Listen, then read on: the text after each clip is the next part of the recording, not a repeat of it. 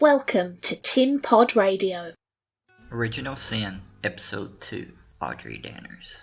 Written by Brian C. Williams, and also narrated by Brian C. Williams. As I walked down the street from our house, I saw Audrey Danners sitting on the porch of the Danners house, eating a raw green papaya. I could see her husband had finally gotten his way, as her belly was full with the baby again. Now she would be quitting her job on the construction site and would be in his punch reach 24/7. This little street has a lot of stories, a lot of dark stories, but that wouldn't be one I will be telling you about either today or in the future. The circumstances of that story were so common, and still are so common, just wouldn't be worth the time for another take coming on the subject. I mean, anyone actually cared about someone like Audrey Danners, everyone in the neighborhood would have done something about it a long time ago. But the story I'm going to talk about is the, path of that papaya. Because it's interesting when you look at the history of anything.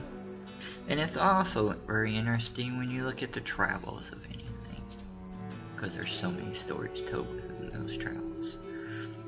Now, I don't know much about papayas. I'm a really, really white boy from a coal mining town.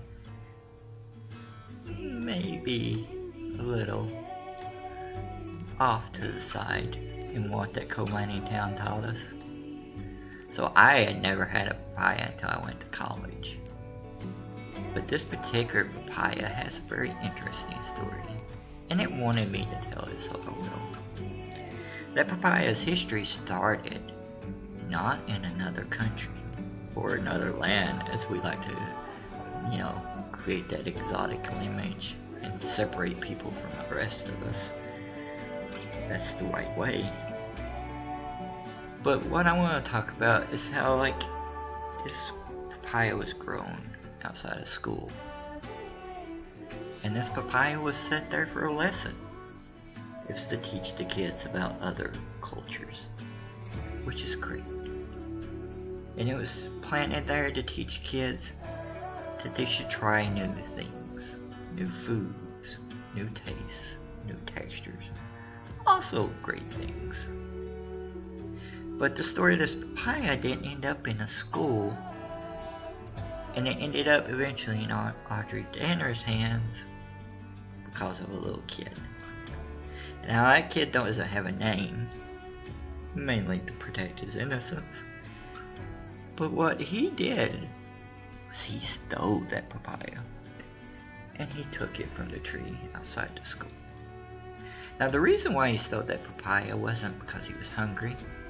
The reason why he stole that papaya wasn't because somebody in his family was hungry.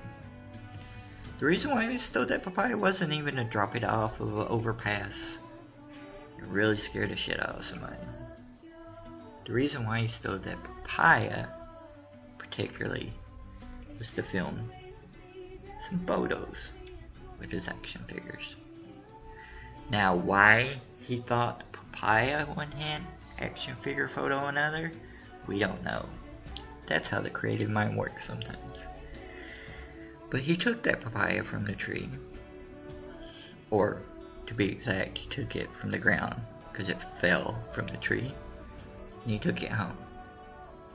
And he cut it in half with his knife. Because this is the country, big knives, little kids, is no big deal. I mean, shotguns, little kids, is not really a big deal. But he took that knife and he cut it in half. Took it and he hollowed out that papaya. And then he threw it out. See, it wasn't exactly a magic papaya either. It was kind of tainted by otherworldly things in a way. And when he threw it outside, even though he'd hollowed out and kept the shell of it, he threw the real essence of it outside. So that papaya grew when it was outside. It grew to be another papaya. And then somebody was walking by that little boy's house and they seen it and they were like, that's a papaya. That person was Audrey Danners. So Audrey Danners thought, I wonder if what they say about papayas are true. So she grabbed that papaya and she took it home with her. And she hid it for 3, 4, 5 days in the pantry. I mean, there was no circumstances where a husband would have probably found it anyways, and if he did, it's not like he would eat it. I mean, he thought papayas were invading the country after all, trying to take banana jobs. But that papaya sat there, and it grew and to be a symbol for her. And then when she finally decided to eat that papaya, remembering what she had read online about papayas, she knew that this was a choice she was making, and it was her choice to make. She was going to do everything she could to get out of this relationship. And that papaya was going to be her little companion on this road down to freedom. Or blood. That's how stories go.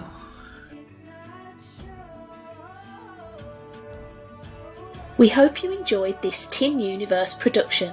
This audio adaptation was produced by Brian C. Williams. The voice of Tin Universe is Stacey Taylor. For ebooks, webcomics, short films and more, head over to tinuniverse.blogspot.com.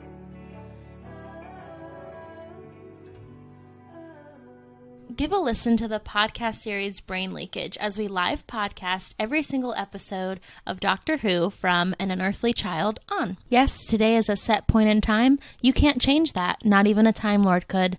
Brain Leakage on Tin Pod Radio.